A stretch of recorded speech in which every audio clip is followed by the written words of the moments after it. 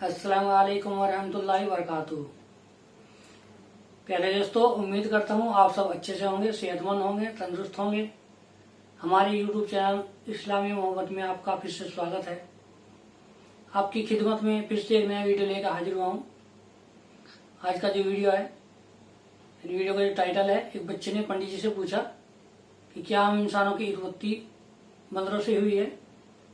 तो पहले इसका जवाब पंडित जी देंगे, इसके बाद डॉक्टर जाकिर नायक देंगे जो कुरान हदीस के मुताबिक से बताएंगे। तो वीडियो को देर न करते हैं, चलिए शुरू करते हैं। शुरू करने से पहले अगर आप हमारे चैनल पर नए हैं तो चैनल को सब्सक्राइब कर ले और ऑल के बटन पर क्लिक कर दें। तो चलिए शुरू करते हैं इस वीडियो को। वीडियो बहुत ज्यादा इंटरेस्टिंग है। इस छोटे से बच्चे ने पंडित अनिरुद्धाचार्य से सवाल किया है कि हम पहले बंदर थे और बाद में इंसान बन गए। तो आइए देखते हैं कि पंडित ने इस बारे में क्या बोला है और उसके बाद डॉक्टर जाकिर नायक ने इसी बारे में दिलचस्प सा लेक्चर दिया है। और हाँ दोस्तों, चैनल को सब्सक्राइब, वीडियो को लाइक करना ना भूलिए। आइए स्टार्ट करते हैं। गुरुजी, साइंस कहता है कि हम लोग होमोडाइन्स प्रजाति हैं। जब हमको इवोल्यूशन चाहिए, हम लोग को जब स्ट्रक्चर चेंज चाहिए हमारी बॉडी में, जब हम लोग को अपने हिसाब से चाहिए, जब हम लोग को चेंजेस चाहिए, तो बंदर जो बंदर आजकल बंदर बन के रह गए और हम लोग इंसान बन गए। पहले होमोडाइन्स प्रजाति थे जो कि है ना गुरुजी बहुत ज्यादा संख्या में हो चुके थे। तो कई लोग है ना जमीन पे उतर आए और कई लोग अभी तक जो थे फॉरेस्ट में थे, जंगलों में। तो उन लोग को कोई भी जरूरत नहीं थी चेंजेस की, क्योंकि उनको अच्छे से खाना पीना मिल रहा था। और जो कई होमोडाइन्स थे जिनको खाने की कमी हो रही थी, वो लोग निकल पड़े जमीन की तरफ। तो जब वो जमीन की तरफ निकले तो उनके अंदर चेंजेस आने लगे, वो खेती करने लगे। तो धीमे धीमे उनका स्ट्रक्चर चेंज होने लगा। वो लोग, उन लोग की जो पूंछ थी वो भी कम होने लगी और वो इंसान के रूप में धीमे धीमे आने लगे और होमोडाइन्स प्रजाति से हम लोग इंसान बन गए। ऐसा साइंस मानता है। साइंस भी मान ही तो रहा है है ना। साइंस भी कहता है कि होमोडाइन्स जो है वह धीरे धीरे बंदर से मनुष्य हो गया। कोई प्रूफ है साइंस के पास? ऐसे डीएनए स्ट्रक्चर्स और ये सब, हाँ, कोई प्रूफ नहीं है। वो बातें कर रहे हैं, उनके पास कोई लिखित में साक्ष्य नहीं है, कोई गुरुजी जो प्रमाण रामायण में जो बानर सेना थी वो भी इंसानों की तरह थोड़ा था। बंदर सेना थी, लेकिन बंदर सेना में मनुष्य भी थे। राम उस जमाने के बंदर भी थे, पर बंदरों के बीच में ऐसा नहीं कि मनुष्य थे ही नहीं। आपने ठीक कहा कि बंदर सेना थी, पर बंदरों के बीच में राम जी तो थे। राम तो मनुष्य थे। विप्रधेनु सुर संतहित लीन मनोज अवतार। राम जी तो मनुष्य थे। तो मनुष्य थे तब ना बंदर साथ दिए।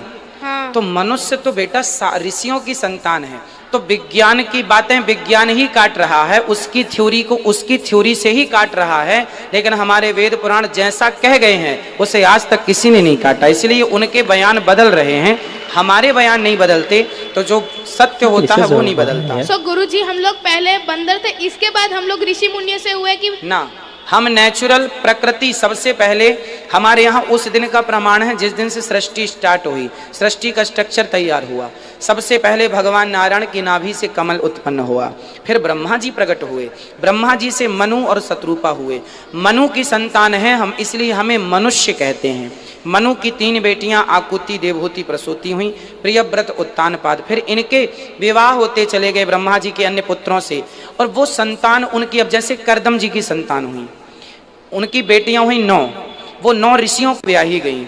जैसे अनुसुईया माँ विवाही गई अत्रि जी को, वशिष्ठ जी को विवाही गई अरुंधति माँ। तो वशिष्ठ गोत्र किसी का है? आप में से कितने लोग हैं जिनका गोत्र वशिष्ठ है? ये वशिष्ठ ऋषि की संतान है। मेरा गोत्र सांडिल्य है, मैं सांडिल्य ऋषि की संतान हूँ। आपका गोत्र क्या है? वत्स। वत्स। आप वत्स नाम के ऋषि हुए हैं, उनकी संतान है। हम भारतीयों के पास गोत्र है।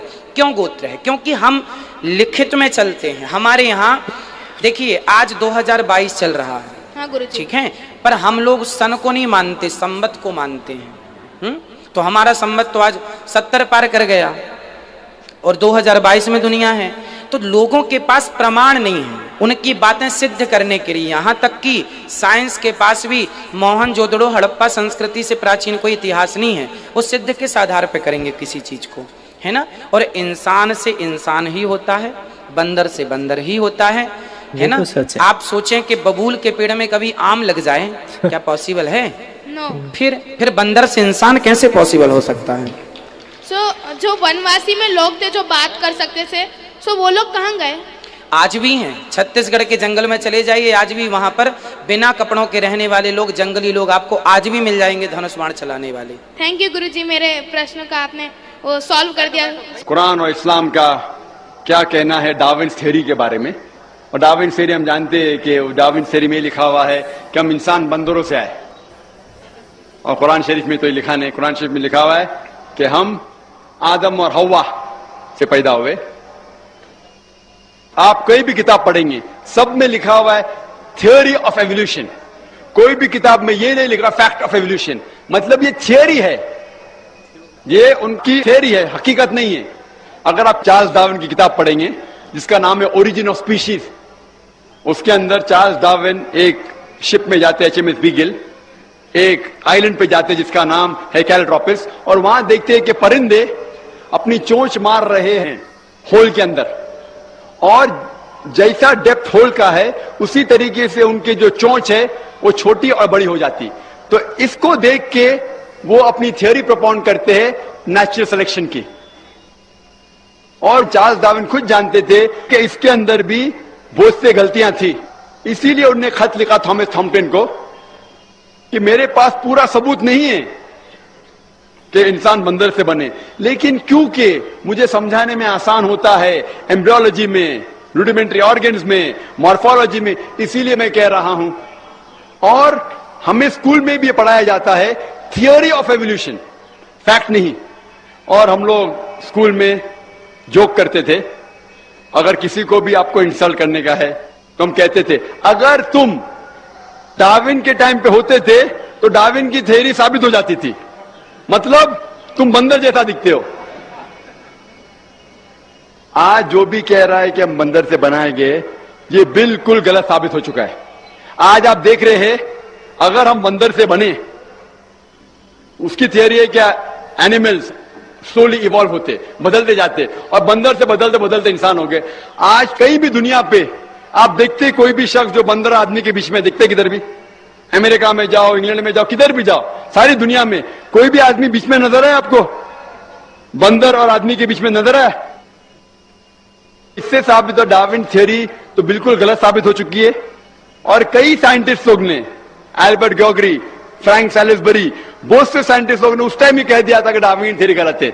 और even by molecular biology Francis Crick कहते हैं कि हमारे दिमाग को बहुत आप गलत सोचते हैं जो लोग कहते हैं कि हम बंदर से बने।